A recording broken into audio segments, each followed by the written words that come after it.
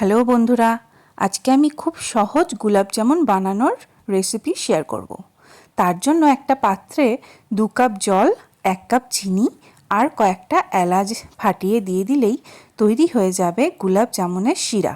দুধ, পাউরুটি, চিনি দিয়েই তৈরি হয়ে যাবে আমাদের গোলাপ জামুন। তাই জন্য এবার আমি নিয়ে নিয়েছি সাদা পাউরুটি। সাইডগুলো এইভাবে কেটে নিচ্ছি আর পাউরুটিটাও টুকরো টুকরো করে নিচ্ছি। গোলাপ জামুন বানাতে হলে এরকম হোয়াইট ব্রেড নিয়েই কিন্তু করতে হবে।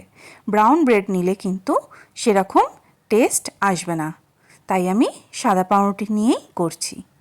এই টুকরো পাউরুটিগুলো একটা মিক্সিং জারে দিয়ে ভালো করে গুঁড়িয়ে নিতে হবে। একদম পাউডারের মতন গুঁড়ো, দেখেছেন? একদম পাউডার, ঝুরঝুরে।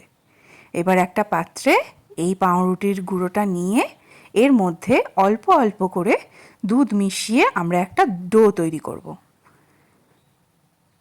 একেবারে অনেকটা দুধ ঢেলে দেবেন না, তাহলে কিন্তু দুধ বেশি পাউরুটি কম হয়ে যাবে।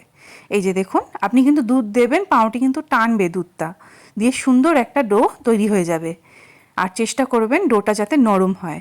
যদি টাইট বানিয়ে ফেলেন তাহলে কিন্তু এই মিষ্টিগুলোর মধ্যে একদমই রস ঢুকবে না, শক্ত হয়ে যাবে। তাই ডোটা নরম নরম করেই মাখবেন। এইবার লেচি কেটে এরম পাকিয়ে পাকিয়ে গোলাপ জামুনের আকার দিয়ে দিতে হবে। 8 পিস ব্রেডে আমার 10টা গোলাপ জামুন রেডি হয়েছিল। এবার কড়াইয়ে সাদা তেল গরম করে একটা একটা করে গোলাপ জামুনগুলো দিয়ে দিলাম। তেলটা কিন্তু আমি খুব গরম করিনি, হালকা গরমের মধ্যেই আমি গোলাপ জামুনগুলো দিয়ে দিলাম। একটু নাড়িয়ে চাড়িয়ে নিচ্ছি যাতে তলায় লেগে না যায়।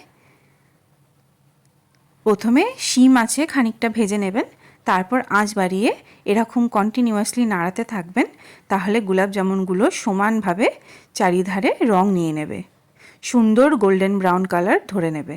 দেখুন কি সুন্দর রং হয়ে এসে গেছে। এবার আমি গ্যাসটা নিভিয়ে দিয়ে গোলাপ জামুনগুলো ডাইরেক্ট শিরার মধ্যে দিয়ে দিলাম। মোটামুটি ঘন্টা 2 রাখার পর দেখুন আমার গোলাপ জামুনগুলো কি সুন্দর রেডি হয়ে গেছে, কি সুন্দর কালারগুলো হয়েছে। এই দেখুন, একটু শিরাও দিয়ে দিলাম আর একটা গোলাপ জামুন আপনাদের কেটেও দেখিয়ে দিচ্ছি। দেখুন কি সুন্দর কেটে গেল, রসে টইটুম্বুর। ভিডিওটি ভালো লেগে থাকলে অবশ্যই লাইক অ্যান্ড কমেন্ট করবেন, তার সাথে চ্যানেলটা সাবস্ক্রাইবও করে দেবেন নতুন ভিডিও পাওয়ার জন্য। ততক্ষণের জন্য টাটা।